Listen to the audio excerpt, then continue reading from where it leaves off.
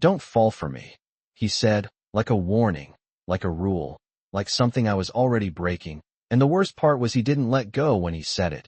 His hand still wrapped around my wrist, steady, warm, unshakable, pulling me closer instead of pushing me away, and I could feel my heartbeat climb into my throat, because this was Adrian Blake, my boss. The man who ran an entire company like it was a chessboard, and everyone else was just a piece. And somehow I had ended up pinned between him and the polished glass wall of the hallway at 8:17 on a Tuesday morning, which was absolutely not how my third day at this job was supposed to go. Not even close. Not even in the most unhinged version of my imagination, where I embarrassed myself in front of him and then spontaneously combusted, which, to be clear, still felt like a very real possibility, because he was too close, way too close. His voice low enough that it barely carried past me, like this moment wasn't meant for anyone else. Like it wasn't meant to exist at all. And I swallowed hard, trying to remember how breathing worked, trying to remember that I had exactly zero intention of falling for anyone, especially not him, especially not the man who had looked straight through me on day one like I was a minor inconvenience in an otherwise perfectly controlled world. The same man who corrected my presentation without raising his voice, without missing a beat, and somehow made me feel like I had personally disappointed. Gravity. And now here he was, holding me in place like I mattered just enough to stop, just enough to notice, and my brain, traitor that it was, decided this was the perfect time to replay every single moment he had ever glanced at me, every pause that lasted half a second too long, every time his gaze lingered just enough to make me question everything, which was ridiculous, completely ridiculous, because men like Adrian Blake did not blur lines, they drew them, sharp and permanent, and yet, his thumb shifted slightly against my wrist, barely a movement, but enough to send a jolt straight through me, enough to make my thoughts stutter, and I forced myself to speak, even if my voice came out quieter than I wanted. Then maybe. "You should stop doing things that make it impossible not to." And for a second, just 1 second, something in his expression changed, not softer, not exactly, but less distant, like a crack in something carefully built. And his grip tightened just enough to feel intentional, just enough to feel like a choice. And he leaned in, not rushed, not hesitant, just inevitable, like this had been building long before I ever noticed. And I realized, too late, that maybe the warning wasn't for me at all. For a second, I forgot how to move, how to think, how to be anything other than the guy standing there with his boss inches away and absolutely no idea what to do about it. Because Adrian did not rush, did not hesitate. He just hovered there close enough that I could feel the space between us shrinking into something sharp and electric. And then he stopped, like he had reached some invisible line and was deciding whether to cross it. And I should have stepped back. I should have pulled my hand free and remembered every professional boundary that existed in the world. But I did not. I stayed exactly where I was, heart pounding, breath uneven, waiting, which was a terrible idea, an objectively bad decision, and I knew it. But knowing did not seem to help, because his gaze dropped for half a second, not far, just enough to notice details he had no business noticing. And when his eyes lifted again, there was something different in them, something quieter, heavier, like he was carrying a thought he did not want to say out loud. And then he released my wrist, just like that, the pressure gone so suddenly it felt wrong, like something important had been taken away, and I blinked, trying to catch up, trying to recalibrate. But before I could say anything, he stepped back, putting distance between us with the same control he had used to pull me close in the first place, like none of this had just happened, like he had not just rewritten my entire understanding of him in under 30 seconds, and his voice, when he spoke again, was back to normal, calm, measured, impossible to read. "You should get to the conference room. We start in 5 minutes." And that was it. No explanation, no acknowledgement, nothing, just a clean return to reality that felt almost insulting after whatever that was. And I stood there for a second longer, staring at him like I was waiting for him to say something else, anything else. But he did not. He just adjusted his cuff like he always did, like he had not just nearly crossed a line, he was the one who drew. And I let out a breath I did not realize I had been holding, trying to pull myself together, trying to act like a normal employee who definitely had not just been pressed against a wall by his boss for reasons that made absolutely no sense. And I nodded, because apparently that was all I was capable of, right? Conference room. And then I walked past him, forcing my legs to move, forcing my brain to focus on something practical, anything practical. But as I passed, just for a second, his hand brushed against my sleeve. Light, almost accidental, except it lingered just a fraction too long to be a mistake, and my steps faltered before I could stop them. Just one beat, just enough to notice, and I did not turn around. I did not trust myself to, because if I did, I had a feeling I would see him watching me, and I was not ready for that, not even a little. So I kept walking, straight down the hallway, into the conference room filled with people and screens and perfectly normal workplace energy. Except nothing felt normal anymore. Not after that, not after him. And as I took my seat, trying to pretend I understood anything that was about to be discussed, one thought kept looping in my head, loud and impossible to ignore. He told me not to fall, so why did it feel like he was the one pulling me in? The meeting should have grounded me, should have pulled me back into something predictable, something safe. But instead, every word on the screen blurred together into meaningless shapes because all I could think about was the hallway, his hand, the way he had said it like a warning, and then completely ignored his own rule. And I sat there pretending to take notes while my mind replayed the moment on a loop, every detail sharper the second time around. And then the third, until I felt like I was going to lose it, over something that technically did not even happen, which was ridiculous, except it did happen. It absolutely did. And the worst part was I did not know what it meant, if it meant anything at all, and I told myself to stop, to focus, to act normal. But then the door opened, and he walked in, late by exactly 2 minutes, which apparently was acceptable when you were Adrian Blake, and the entire room shifted. Subtle but immediate, people straightening, voices lowering, attention snapping into place like he carried gravity with him. And I tried not to look, I really did. But my eyes betrayed me, flicking up just in time to catch his gaze already on me, like he had expected it, like he knew I would look, and something in my chest tightened in a way I did not appreciate. And I quickly looked back down at my laptop like I had something important to read, which I did not. Not anymore. Not when I could feel his presence moving closer, step by step, until he was standing at the head of the table, calm, composed, completely in control, like the hallway had never happened, like I had imagined the whole thing. And for a second I almost believed that, until he started speaking and his voice settled into the room, steady and precise. And it should have been reassuring. It should have been familiar. But now there was something else under it, something I could not unhear, something that made every word feel just a little too close. And I hated that. I hated that my brain kept connecting things that probably were not connected, that my body reacted to things that had no business affecting me. And I forced myself to focus on the presentation, on the numbers, on anything that was not him. But it was impossible, because halfway through the meeting he moved. Not much, just enough to step around the table, just enough to close the distance between us. And then he stopped right beside my chair, close enough that I could feel the shift in air, close enough that if I turned my head, even slightly, I would be looking right at him. And I froze, completely and utterly still, because I did not trust myself to react normally. Not when my pulse was already out of control. And he leaned down, slightly, just enough to look at my screen, just enough that his voice, when he spoke, was meant only for me, low and quiet and dangerously neutral. Your numbers are off. And I blinked, because I had checked those numbers 3 times, because I knew they were right. And for a split second I thought he was serious, that I had actually made a mistake. But then his hand came to rest lightly on the back of my chair, not touching me, not quite, but close enough that it might as well have been, and his voice dropped just a fraction lower. Or maybe you were just distracted, and my breath caught before I could stop it, because that was not about the numbers, not even a little, and I slowly turned my head, just enough to meet his eyes, and there it was again, that same unreadable look, that same quiet tension, like he was testing something, like he was waiting to see how far this would go. And I should have looked away. I should have shut it down, but instead I held his gaze, steady, stubborn, refusing to be the only one affected by this.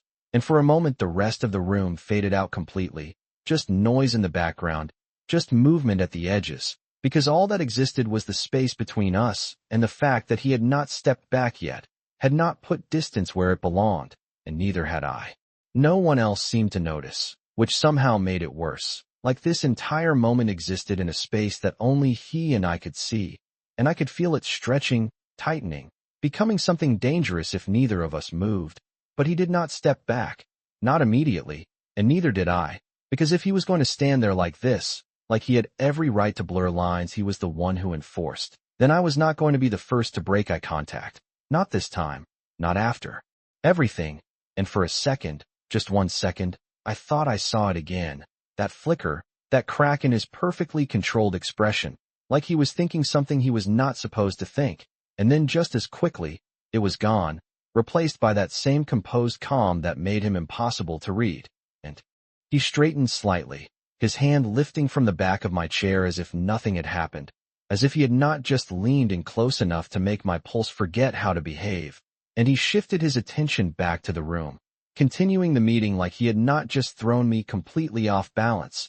And I exhaled slowly, trying to follow, trying to act like I was not still stuck in that moment. But my focus was gone, completely gone, because now every movement he made felt intentional, every glance calculated. And I hated that I was paying attention, hated that I was noticing things I should not notice, like the way his voice softened just slightly when he addressed me directly, like the way his gaze lingered just a fraction longer than necessary before moving on. And I told myself it meant nothing, that I was reading into it, that this was just stress, just proximity, just me being new and overanalyzing everything. But then the meeting ended, chairs shifting, people standing, conversation starting, and I stayed seated for half a second too long, trying to collect myself, trying to reset. And when I finally looked up, he was still there, not at the head of the table anymore, but closer, standing beside me again like he had not moved far at all. And I frowned slightly, confusion mixing with something sharper, because this was not normal, none of this was normal. And before I could say anything, he spoke, quiet enough that no one else would hear. Walk with me. Not a request, not quite a command, just something in between that left no room for refusal. And I hesitated for exactly 1 heartbeat before standing, because apparently my ability to make good decisions had completely abandoned me.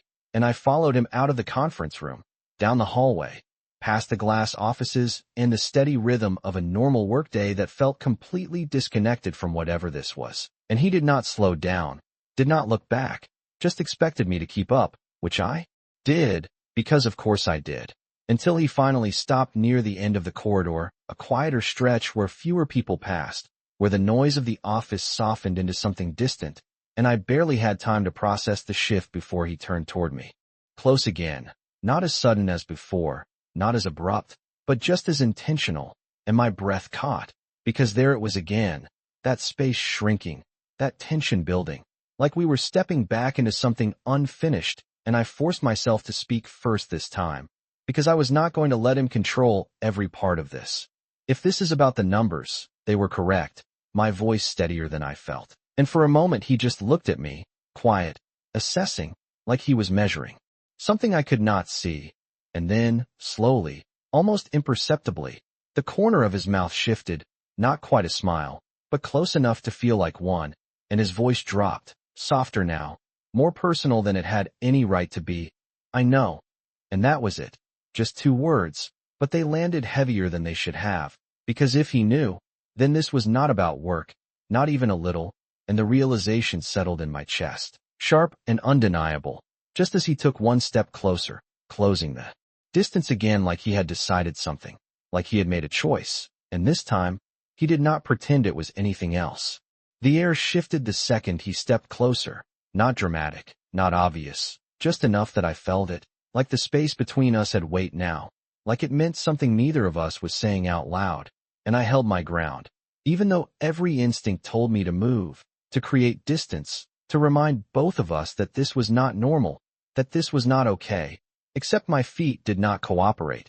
They stayed exactly where they were, like they had decided before I did, and Adrian watched me, quiet, focused, like he was waiting for me to react first, like this was some kind of test I did not remember signing up for. And I refused to look away, refused to give him that control again. Not after the hallway, not after the meeting, not after everything that had already blurred far past anything that could be explained away as coincidence. And for a moment neither of us spoke, the silence stretching just long enough to feel intentional, just long enough to become something else entirely. And then I exhaled, steadying myself, Because if he was not going to say it, I would. You keep doing that. My voice quieter than I wanted but firm enough to hold, and his brow shifted slightly, not confused, just curious, like he wanted me to finish the thought, and I did, because at this point there was no reason not to. You say one thing, and then you do the exact opposite. And there it was, out in the open, simple and direct, and for a second I thought he might deny it, might step back into that controlled version of himself that never slipped, that never hesitated. But he did not. He just looked at me, really looked at me this time, like he was considering the truth of it, like he was deciding how much to admit. And when he finally spoke, his voice was lower than before, not sharp, not defensive, just honest in a way that caught me off guard. And that bothers you. Not a question, not exactly.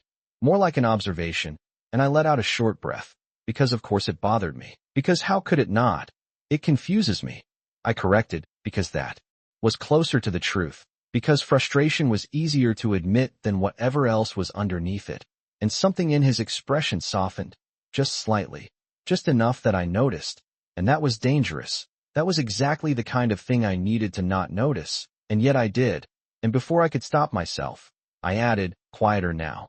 You told me not to fall, remember? And his gaze flickered at that, something sharper passing through it, something that made my chest tighten in response. And for a second, I thought he might step back, might finally put space where it belonged, might end whatever this was before it went any further. But instead he stayed right where he was, steady, unwavering. And when he spoke again, his voice dropped even lower, like the words were meant only for me. I remember.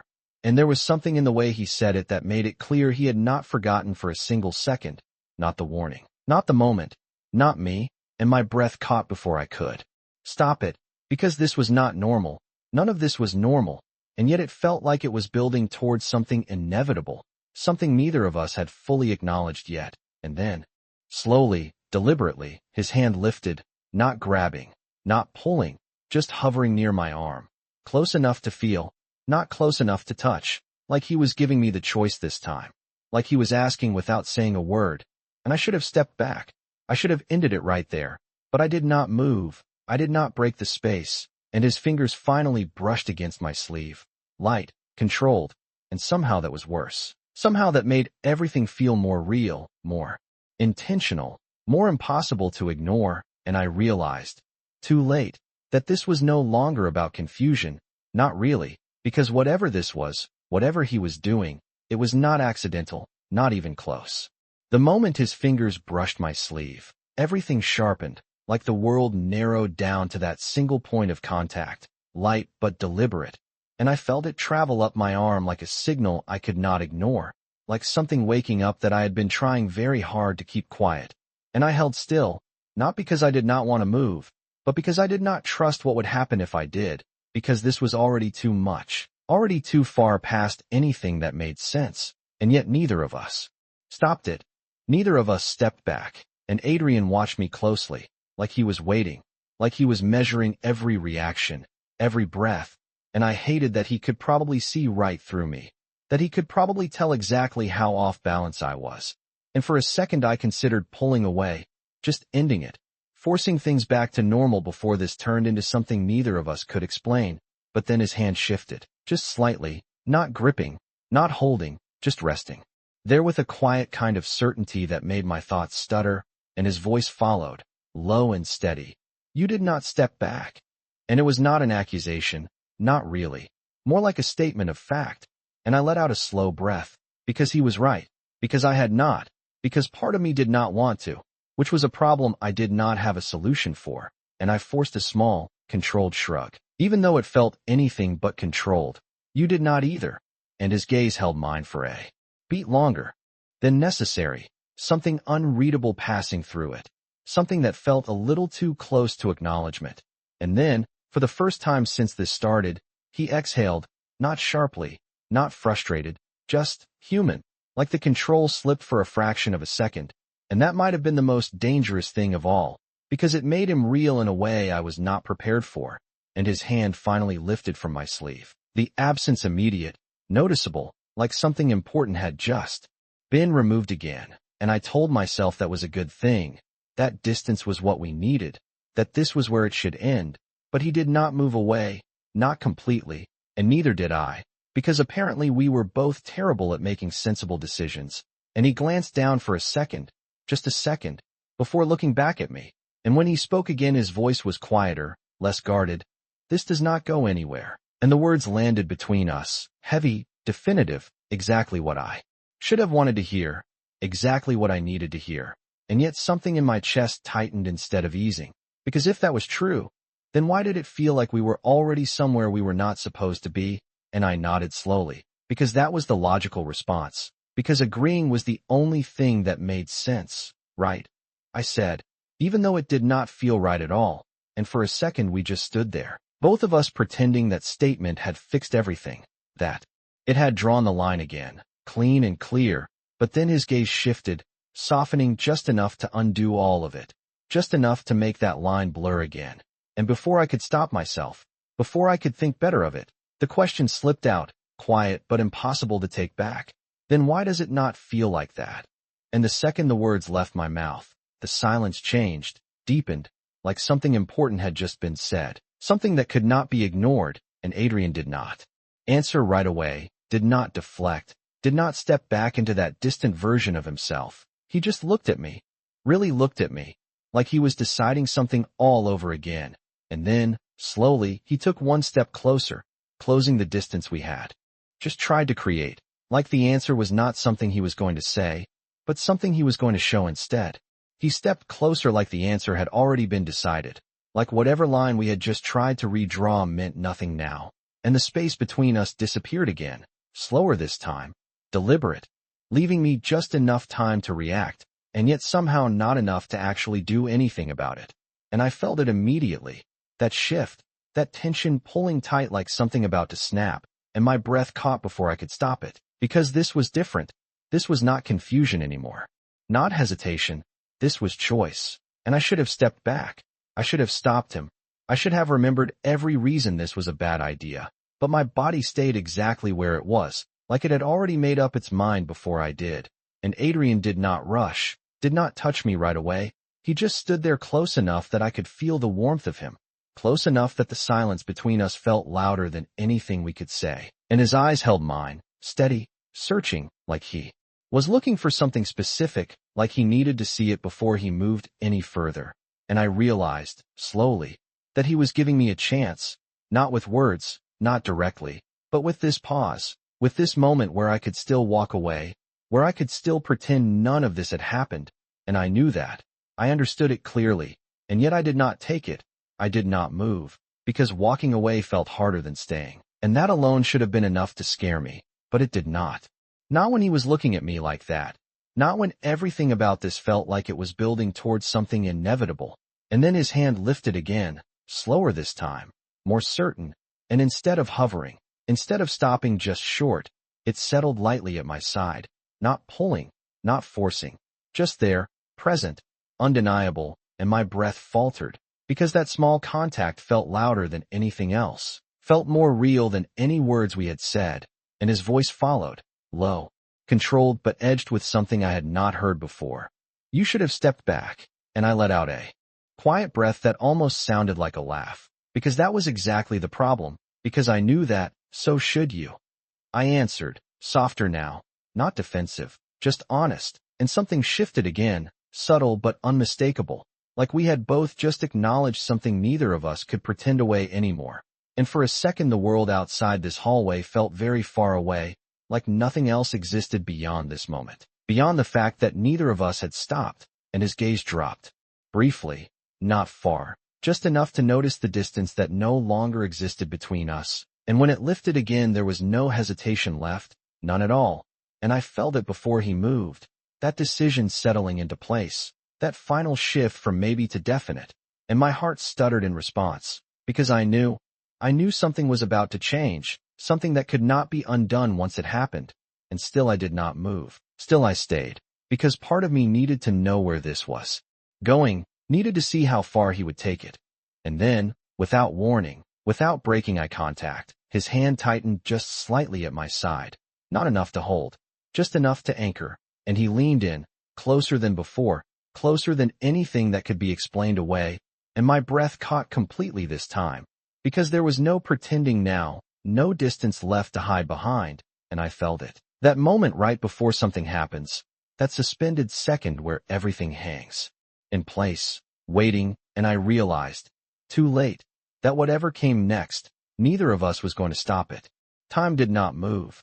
It stretched, thinned, like everything was suspended in that single second where he was close enough that I could feel the shift of his breath, where the world narrowed down to inches and choices neither of us had taken back, and I stood there caught in it, completely aware that this was the point of no return, that whatever happened next would not be something we could pretend away later, and yet I did not move. I did not step back, because some part of me needed to know, needed to see if he would actually do it, or if this was just another moment that stopped just short of meaning anything, and his gaze held mine, steady, unflinching, like he was waiting for me to break first, like he expected me to, and maybe he was right.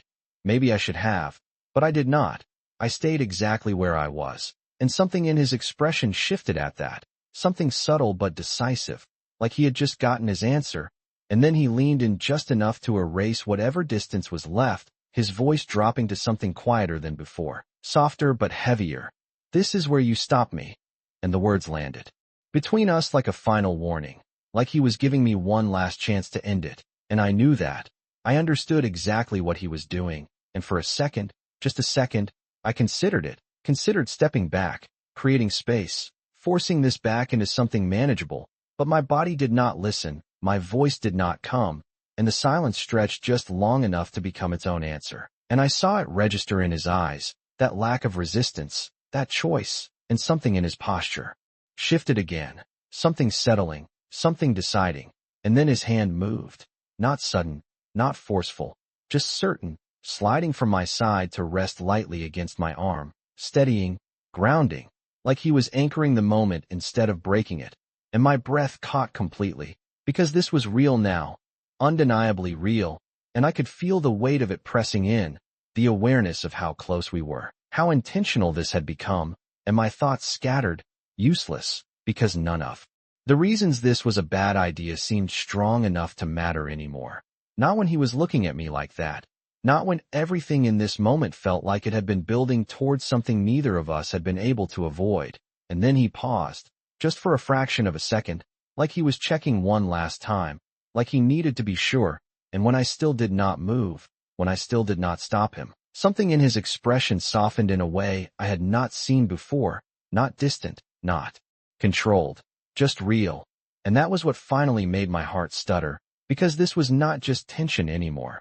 This was something deeper, something neither of us had named yet, and his voice came again, barely above a breath. "You are not supposed to make this easy." And I let out a quiet exhale that felt like a surrender I had not planned, because he was right, because none of this was supposed to be easy, and yet here we were, standing too close, choosing not to stop, and before I could think better of it, before I could pull myself back into something safer, I answered, just as quietly, just as honestly, "You are not making it hard either."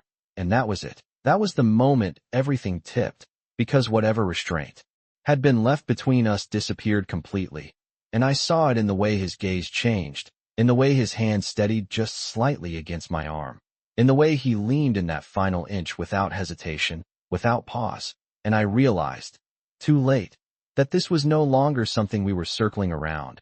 This was something we had both stepped into fully, something that was already happening whether we admitted it or not, and there was no space left to pretend otherwise. The distance vanished completely, not in a sudden rush, not in anything dramatic, but in a quiet, deliberate shift that felt more final than anything before it. And I felt it the second it happened, the moment where there was no space left to hide behind, no room to pretend this was accidental, because it was not. It had not been for a while, and we both knew it, and still neither of us stopped. And his hand steadied against my arm just a fraction more, not holding, not forcing, just enough to keep me there, just enough to make it clear he was not stepping away this time. And my breath caught again, sharp and uneven, because this was real now in a way that made everything else fade out completely. The hallway, the office, the steady hum of people moving around us, all of it gone, replaced by this single moment that felt louder than anything else.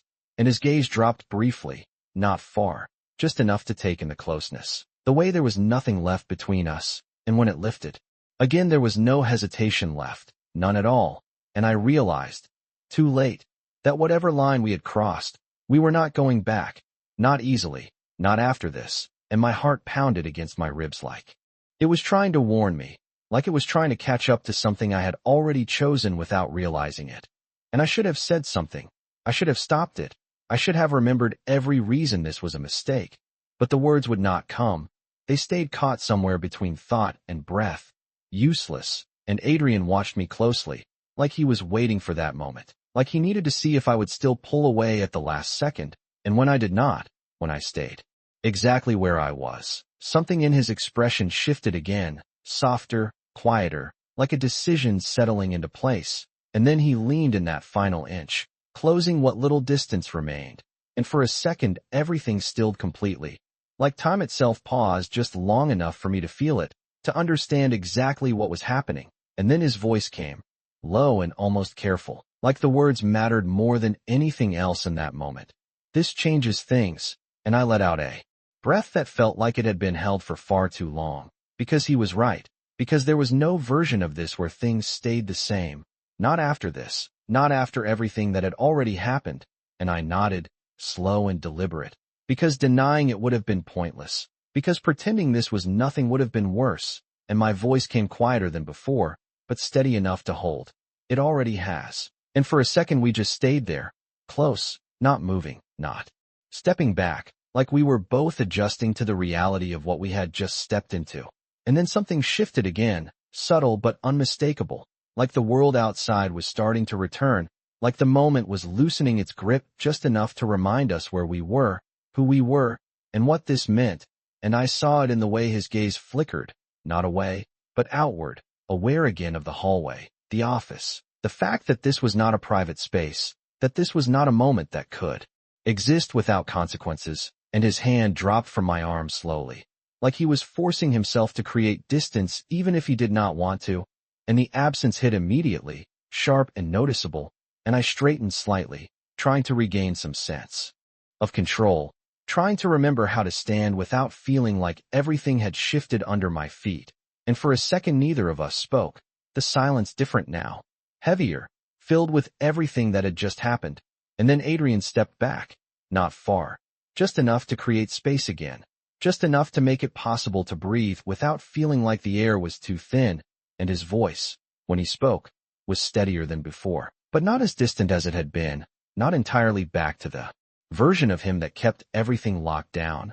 We go back to work, he said, like a statement, like a rule he was trying to reestablish, and I let out a quiet breath, because that sounded simple, because that sounded manageable, except it was not after this, not after him, and I nodded anyway, because what else was I supposed to do, because walking away was the only option that made any sense, and I turned slightly, ready to take that step, ready to put distance where it belonged, but before I could move, his voice came again, lower this time, almost hesitant in a way I had never heard before. Ethan. And I paused immediately, because of course I did, because hearing my name like that felt different now, felt heavier, and I glanced back at him, just enough to meet his gaze again, and whatever I expected to see there, it was not what I found, because the control was still there, but so was something else, something quieter, something that had not been there before, and it settled in my chest in a way I was not prepared for, because this was not over, not even close, and we both knew it. My name stayed in the air longer than it should have, like it carried more weight now, like it meant something different after everything that had just happened, and I felt it settle in my chest before I even turned back fully, before I even let myself meet his eyes again, because part of me already knew this was not going to be simple, not anymore, not after that moment we had not stopped, and I inhaled slowly, steadying myself, trying to pull back into something that resembled control, even though it felt like I had already lost that somewhere along the way, and when I finally looked at him, really looked, I saw it clearly this time, not just control, not just that composed distance he wore like armor, but something underneath it, something quieter, something that made this feel less like a mistake and more like a choice he was still standing by, and that realization should have made it easier to step away, should have given me clarity, But instead it did the opposite. It rooted me in place. Because if this was a choice, then what did that make me and his? Gaze held mine, steady but not as guarded as before, like he was waiting again, like he expected something from me this time. And I felt the question forming before I could stop it, sharp and inevitable. What? I started, my voice lower than usual, more careful. What happens now? And there it was, the thing neither of us had said yet, the thing that mattered more than anything else, because whatever this was, it could not just disappear, not after that, not after how real it had felt. And for a second he did not answer, did not deflect, did not step back into the version of himself that avoided anything personal. He just watched me, like he was considering the truth of the question, like he was deciding how much to give. And then he exhaled slowly, the sound quiet but noticeable, like something in him was shifting again. And when he spoke his voice was steady, but there was something under it now, something less distant.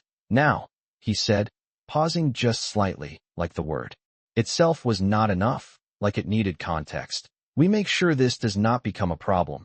And the words were careful, measured, exactly what I should have expected from him, exactly what made sense, and yet something in my chest tightened at the phrasing, because it sounded like control, like limitation, like something to manage rather than something to understand, and I nodded once, because that was the logical response, because agreeing was easier than questioning it, but the silence that followed stretched in a way that made it clear neither of us believed that was the whole answer. And I let out a quiet breath, because I was tired of half-truths, tired of pretending this was something simple when it clearly was not, and I held his gaze. Steady this time, refusing to look away. And if it already is, I said, softer now but more certain, because the truth had been sitting there the entire time, undeniable, and something flickered across his expression at that. Not surprise, not denial, just recognition, like he had been thinking the same thing and had not said it out loud yet. And for a second the space between us shifted again, not physically, but something in the tension changed, deepened, and I felt it immediately, that pull, that sense that we were still standing at the edge of something we had not fully stepped into yet. And his gaze dropped briefly before lifting again, more focused this time, more direct. And when he spoke again his voice was quieter, more honest than anything he had said so far. Then we handle it. And there was something in the way he said it that made it clear he was not talking about work, not really, and my breath caught slightly at that. Because it was not a solution, not a plan, it was just an acknowledgement, just a step forward into something neither of us had defined yet. And for a moment neither of us moved. Neither of us broke the silence, like we were both waiting to see who would be the first to turn this into something real, something unavoidable.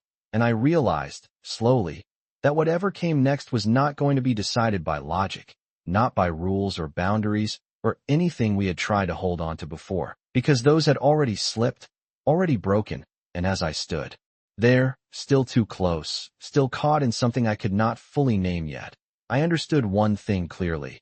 This was not over, not even close, and whatever we were about to step into next, it was going to be impossible to ignore. Something settled between us after that. Not resolution, not clarity, just a quiet understanding that neither of us was stepping away anymore. And it should have made things easier, should have simplified everything now that it was out in the open. But it did not. It made it heavier, because now there was no pretending this was accidental. No pretending it was just proximity or timing or coincidence. And I felt it in the way we stood there, neither of us moving right away, like we were both adjusting to a reality that had shifted under our feet, and I forced myself to take a step back first, not because I wanted to, but because I needed to, because if I did not create some kind of distance now, I was not sure I would later, and he watched me do it, his expression unreadable for a second before something in it tightened slightly. Not enough to be obvious, just enough that I noticed, and that was the problem. I noticed everything now, every small shift, every pause, every glance that lasted half a second longer than it should have. And I hated that I was paying attention, hated that I could not just go back to how things were before, simple, distant, manageable. And I exhaled slowly, trying to ground myself, trying to remember that this was still a workplace, that there were rules, expectations, consequences, all the things that should have mattered more than whatever this was. And I nodded once, more to myself than to him.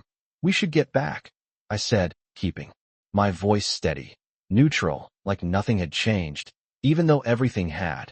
And he held my gaze for a moment longer before giving a small, almost imperceptible nod, like he was agreeing to the same unspoken terms, like he understood that whatever this was, it did not erase everything else. And then he stepped back fully, creating real distance this time, the kind that should have made it easier to breathe, and maybe it did, physically at least, but something in my chest still felt tight, still felt off balance, like I had left something unfinished behind. And we walked back down the hallway together, not side by side, not close, just near enough that I was aware of him with every step, and the office noise grew louder again. Conversations, keyboards, phones ringing, all of it returning like nothing had changed, like the world had not just tilted slightly on its axis, and I told myself to focus, to get through the rest of the day without overthinking every interaction, without reading into things that might not mean anything beyond what had already happened. But that lasted exactly 5 minutes, because the second we stepped back into the open workspace, the shift was immediate, subtle but unmistakable, people straightening, glancing up, watching in that quiet, curious way they always did when Adrian Blake walked through the room, and I felt it too. That difference, the way he moved through the space like he owned it, like everything fell into place around him, and I tried to slip back into my role, into being just another employee, just another person at a desk, but it did not feel the same anymore. Not when I could still feel the echo of his presence too close, not when I knew what it felt like when that distance disappeared. And I sat down at my desk, forcing my attention onto my screen, onto emails and numbers and anything that would keep my mind from drifting back to the hallway. But it was useless, because awareness had settled in, deep and unavoidable, and I could feel it before I even looked up, that shift, that subtle change in the air that told me he was there again, closer than he needed to be. And I kept my eyes on my screen for exactly 2 seconds longer than necessary before finally glancing up, and there he was, standing just behind my desk, not speaking, not announcing himself, just there, watching, and my pulse picked up immediately, because of course it did, because nothing about this was normal anymore, and I forced my voice to stay even, casual, like this was routine, like this was nothing. "Do you need something?" I asked, and for a second he did not answer, just looked at me with that same steady, unreadable expression, and then his gaze shifted slightly, just enough to take in the space around us, the open office, the people moving, the fact that this was not private, that this was not a place for blurred lines. And when he finally spoke, his voice was calm, controlled, exactly what everyone else expected to hear. "My office. Now." And it sounded like work, it sounded professional, it sounded like nothing had changed. But the way his eyes held mine for that extra second made it clear that this was not just about work, not even close. And my breath caught slightly as I pushed my chair back, because whatever came next, it was not going to be simple, not after everything that had already happened. And I realized, as I stood and followed him, that this was only just beginning. The door closed behind us with a soft click that felt louder than it should have, like it sealed something in, like it cut off the rest of the world and left only this space, this moment, and the awareness between us that had been building all day. And I stood there for half a second longer than necessary, trying to steady myself, trying to remind my body how to act normal when nothing about this felt normal anymore. And Adrian moved past me without hesitation, crossing the room with that same controlled confidence, like this was just another meeting, just another routine part of the day. Except it was not, and we both knew it, and I could feel it in the way the air shifted, quieter here, more contained, like everything that had been held back outside had nowhere to go now. And I exhaled slowly, turning to face him as he stopped near his desk, one hand resting lightly against the surface, not tense, not rigid, just grounded, like he was choosing control even now, even here. And for a second neither of us spoke, the silence stretching just long enough to feel intentional. And I realized I was waiting, again, waiting for him to define this, to say something that would make sense of everything that had happened. And that realization irritated me more than it should have, because I was tired of reacting, tired of being pulled into moments without understanding where they were going. And I straightened slightly, forcing my voice to hold steady. "You said this should not become a problem." I started, keeping my tone even, professional, even though nothing about this felt professional anymore. "So what exactly is this?" And there it was, the question that had been sitting there all along, finally spoken out loud in a space where it could not be ignored. And Adrian looked at me, really looked at me, not dismissing it, not deflecting, just considering, like the answer mattered, like he was choosing his words carefully instead of avoiding them. And that alone made my chest tighten slightly, because this was different, because he was not shutting it down, and he exhaled slowly, the sound quiet but deliberate, like he was setting something aside, like he was stepping out of that controlled distance he always kept. And when he spoke, his voice was lower than before, not for the room, not for anyone else, just for me.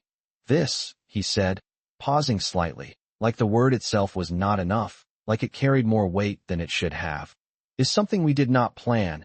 And I let out a small breath, because that was obvious, because nothing about this felt planned, but it was not an answer, not really, and he knew that, because his gaze did not leave mine, because he did not stop there, and the silence that followed was not empty. It was full of everything we were not saying, everything we were circling around without naming. And I shook my head slightly, more to push past the tension than anything else. That is not enough, I said, quieter now, but more certain, because I needed more than that, because I needed something real, and something shifted in his expression at that, something subtle but unmistakable, like I had crossed a line of my own, like I had asked for something he was not used to giving. And for a second I thought he might pull back, might retreat, into that version of himself that avoided anything complicated. But he did not. He stayed right where he was, steady, present. And when he spoke again, his voice carried something new, something honest in a way I had not heard from him before. It is not something I ignore either. And the words landed heavier than anything else he could have said, because they were not avoidance, not control, they were acknowledgement. And my breath caught slightly at that, because it was the first time he had said anything that did not try to contain this, did not try to minimize it. And the room felt smaller somehow, like the space between us mattered more than anything else in it. And I held his gaze, steady, even as my thoughts tried to catch up, even as everything inside me shifted again, because this was real now in a way that could not be undone. And for a second neither of us moved, neither of us broke the moment, like we were both standing at the edge of something that still did not have a name, something that had already begun whether we wanted it to or not. And I realized, slowly, that whatever this was, whatever we were stepping into, it was no longer something we could control with rules, or distance, or logic, because those had already failed us, already broken. And as I stood there in his office, the door closed behind me, and the world outside fading further away, I understood one thing clearly. This was not something either of us was going to walk away from easily. The silence lingered after his words, not empty, not uncertain, but heavy with everything that had finally been said out loud. And I felt it settle deep in my chest. That quiet acknowledgement that this was real, that whatever this was between us had crossed past something temporary into something neither of us could ignore anymore. And for the first time since all of this started, I did not feel like I was chasing an answer. I felt like I was standing in one, even if I did not fully understand it yet. And Adrian did not move, did not step back into distance or control. He stayed where he was, steady, present, like he had made a decision he was not taking back, and that alone shifted something in me. Because this was no longer one-sided, no longer confusion or misinterpretation. This was mutual, undeniable, and I let out a slow breath, not to steady myself this time, but because I needed it, because the weight of it all had finally settled in, and my voice, when it came, was quieter than before, but more certain. Then what are you going to do about it? And it was not a challenge, not exactly. More like a question I needed answered, more like a step forward into something we both knew was already happening. And his gaze held mine without hesitation, without avoidance, like he had been waiting for that. And for a second I saw it clearly, the shift, the absence of that careful restraint he had held onto before. And when he spoke, his voice was calm, but there was something under it now, something steady and intentional. I am not going to pretend this is nothing. And the words landed with a kind of finality that made everything else fall away, because that was it. That was the line we had crossed, the moment where denial was no longer an option, and my chest tightened in response, not with fear, not exactly, but with the awareness that this was real in a way that would not be easy to undo. and for a second neither of us moved. Neither of us broke the space between us, like we were both letting that truth settle fully, letting it take shape before anything else changed. And then something shifted again, subtle but unmistakable, like the tension that had been building all day finally had somewhere to go, and Adrian stepped closer, not abruptly, not forcefully, just enough to close the remaining distance again. Like this time, there was no hesitation left, no question of whether or not he should, and my breath caught slightly, not because I was surprised, but because I was not, because part of me had been waiting for this, and I stayed where I was, not stepping back, not breaking the moment, because walking away did not feel like an option anymore, not after everything we had already chosen, and his hand lifted again, slower this time, more certain, settling lightly against my arm, steady, grounding, and I felt it immediately, that same quiet intensity, that same awareness that made everything else fade out, and his voice followed, lower now, not for the room, not for anyone else, just for me. We handle it together. And something in my chest shifted at that, something that felt less like tension and more like something else entirely, something steadier, something that did not feel like a mistake, and I exhaled softly, because for the first time since this started, that sounded like something I could understand, not a solution, not a perfect plan, but something real, something we were both choosing instead of avoiding, and I nodded once, slow and certain, because there was no point pretending otherwise anymore, no point stepping back into something that no longer existed, and for a second we just stood there, close, not rushing, not forcing anything further, like the moment itself was enough, like the decision had already been made without needing anything else to prove it, and then, gradually, the world outside started to return again, the awareness of where we were, what this meant, the reality that nothing about this would stay simple, and Adrian's hand dropped slowly from my arm, not because he wanted distance, but because he understood we needed it, at least for now, and I straightened slightly, not stepping away completely, but enough to breathe, enough to hold on to something that resembled control, and we held each other's gaze for one last second, long enough to make it clear that this was not over, that this was not something that would disappear the moment we stepped back into the world outside. And then he turned slightly, breaking the moment first this time, like he trusted it would still be there, like he knew this was not something that needed to be forced anymore, and I followed that shift, stepping back just enough to make space, just enough to prepare for what came next. And as I reached for the door, my hand pausing on the handle for a brief second, I realized something that should have scared me, but did not, something that felt inevitable now in a way it had not before. This was not the end of anything. This was the beginning, and whatever came next, we were already in it.